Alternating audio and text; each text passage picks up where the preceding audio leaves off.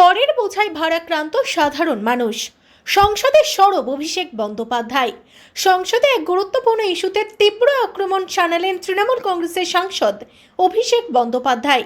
BJP সরকারের কর নীতির বিরুদ্ধে সরব হলেন তৃণমূলের সর্বভারতীয় সাধারণ সম্পাদক অভিষেক বন্দ্যোপাধ্যায়।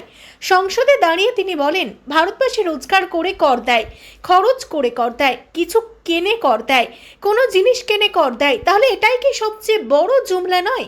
তিনি আরও অভিযোগ করেন, বর্তমান সরকারের নীতির ফলে সাধারণ মানুষের পকেটে টান পড়েছে, অথচ বড় কর্পোরেট সংস্থাগুলি কর ছাড়ের সুবিধা পাচ্ছে। অভিষেকের এই বক্তব্যের পর বিজেপি সাংসদরা প্রতিবাদে সরব হন। সংসদে তৈরি হয় উত্তপ্ত পরিস্থিতি। তৃণমূল কংগ্রেসের অভিযোগ, বিজেপি সরকার সাধারণ মানুষের উপর করের বোঝা চাপিয়ে দিচ্ছে, অথচ কর্পোরেটদের সুবিধা দিচ্ছে। যদিও বিজেপির পাল্টা দাবি, দেশের উন্নয়নের স্বার্থে কর ব্যবস্থা প্রয়োজনীয়। এই প্রসঙ্গে আপনার কি মতামত? করের বোঝা কি সত্যিই সাধারণ মানুষের জন্য বাড়ছে?